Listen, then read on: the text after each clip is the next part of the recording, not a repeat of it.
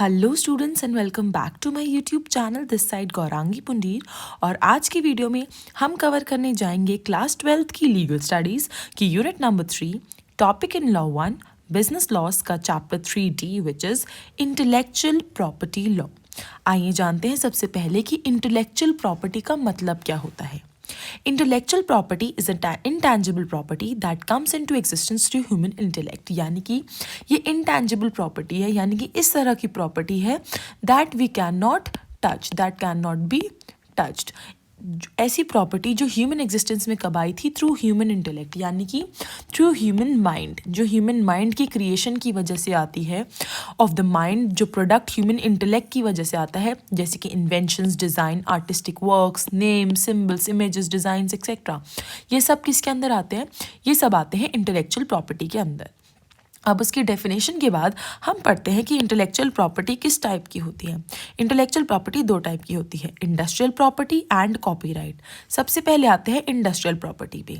Industrial property के अंदर आती हैं inventions, trademarks, industrial designs, geographical identification of sources, यानी कि जितनी भी इंडस्ट्रियल प्रॉपर्टी है उसके अंदर आप पेटेंट, ट्रेडमार्क ऐसी चीज़ें इंक्लूड करते हैं।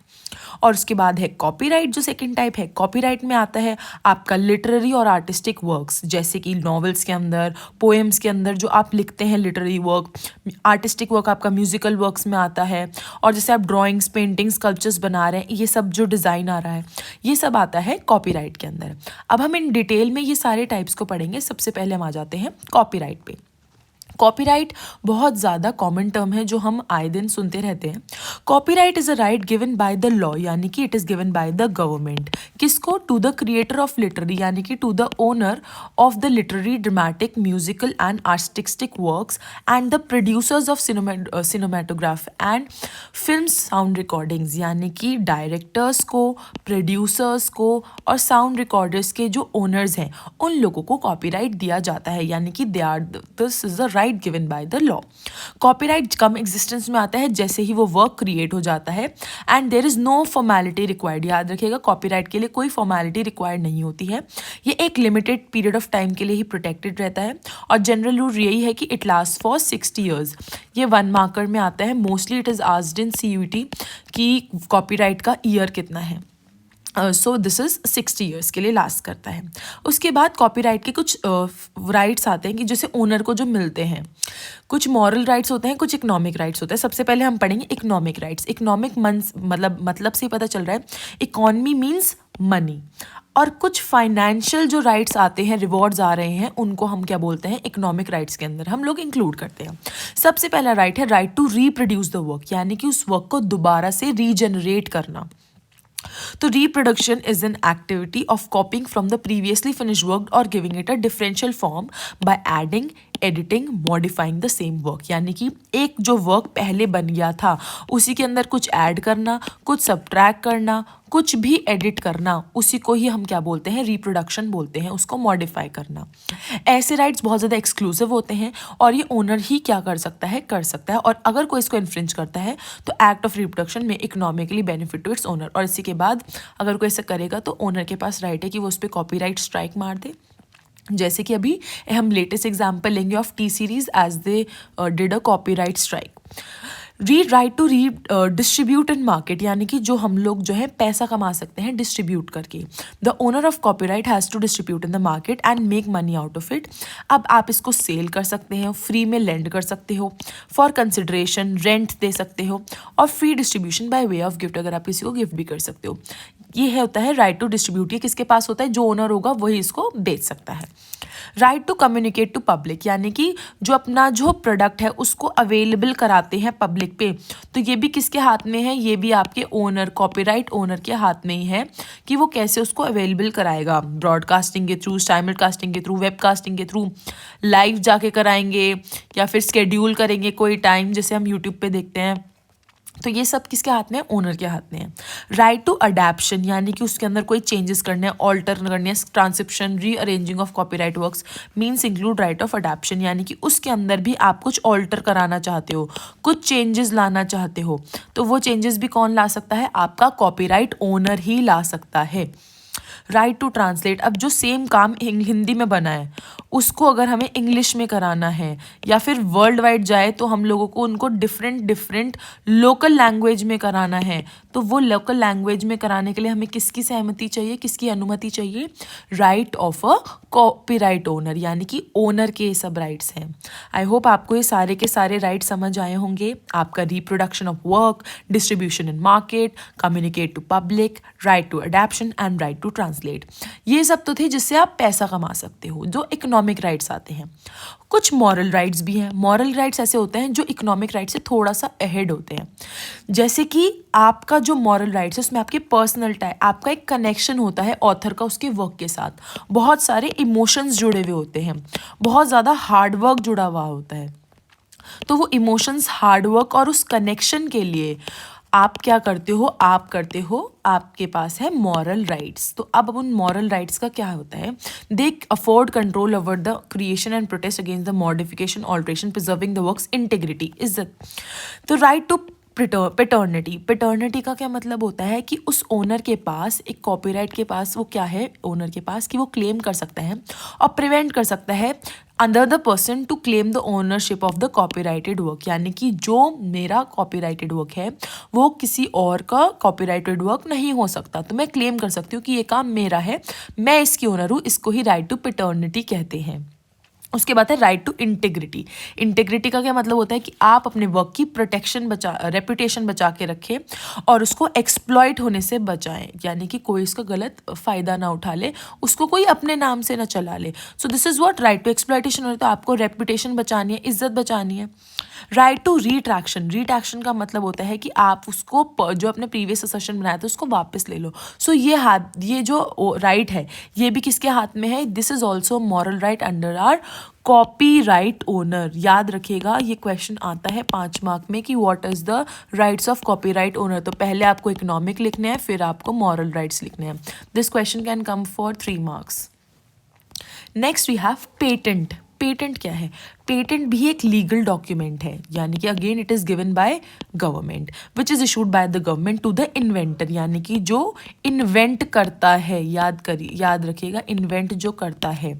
The term of every patent granted is 20 years. ध्यान से 1 मार्कर है अगेन CUET के लिए, प्लस बोर्ड्स के लिए, क्योंकि अब बोर्ड्स जो है थोड़े अच्छे MCQs देने लग गए हैं जिस तरह से और क्योंकि जो आपके इंटेलेक्चुअल प्रॉपर्टी राइट्स है ये 2 साल से ही ऐड हुए हैं, तो इसमें MCQs ऐसे आ सकते हैं। जैसे अभी हमने कॉपीराइट का पढ़ा था 60 ईयर्स, पेटेंट का 20 ईयर्स है from the date of filing of the application, जब से आप एप्लीकेशन भर दोगे।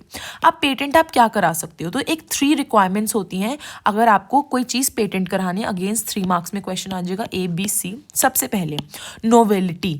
नोवेलिटी का क्या मतलब होता है? नया कोई चीज़। आपका जो काम है, इन्वेंशन है, वो कुछ यूनिक होनी चाहिए और न्यू एलिमेंट्स, यानी कि कुछ नया होना चाहिए। ये नहीं कि अगर आपने कोई पेन बना दिया जो पेन पहले से ही एग्जिस्ट करता था, अब उसमें आप क्या ही पेटेंट मांगोगे क्योंकि पेन तो पहले से ही है।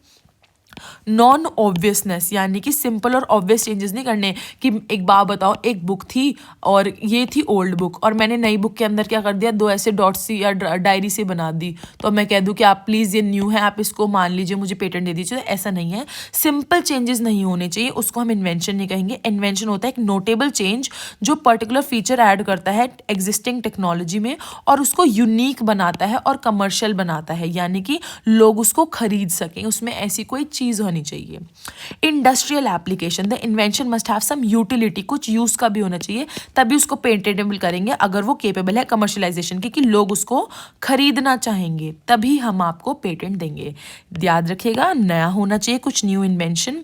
नॉन ऑब्वियसनेस, यानी कि कुछ चेंजेस होने चाहिए, अलग से हटके होने चाहिए। और इंडस्ट्रियल एप्लीकेशन होना चाहिए, यानी कि लोग उसको खरीद सकें।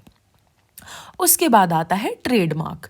ट्रेडमार्क क्या है? नाम से पता चल रहा है, एक मार्क जो आपको अलग कर देता है एक सिंबल से, मतलब कि एक चीज़ से दूसरी चीज़ को जब हम अलग से वो डिफर करते हैं तो ट्रेडमार्क से करते हैं, which a person can use to exert public attention और to create some kind of impression in the mind of people, कि ऐसा इम्प्रेशन आएगा। अ ट्रेड नेम, एक ट्रेड नेम होता है जिसके अंदर कंपनी ऑपरेट करती है। ट्रेडमार्क एक सिंबल है, याद रखिएगा, trademark is a symbol and trade name is the name under which company works.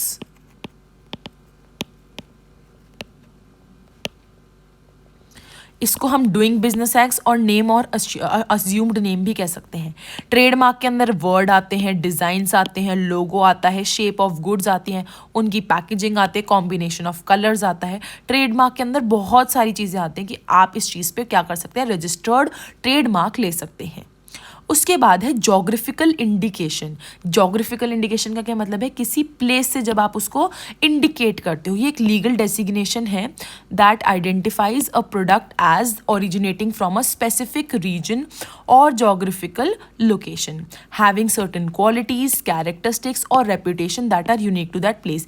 जब हम एक प्रोडक्ट को एक प्लेस से क्या करते हैं, रेजोनेट करते हैं, उसको उससे आइडेंटिफाई करते हैं, तो उसको क्या बोलते हैं, geographical indication. Examples are phulkari handicraft are famous in Punjab, Haryana and Rajasthan. Warli painting Maharashtra, Gujarat, Daman and Diu.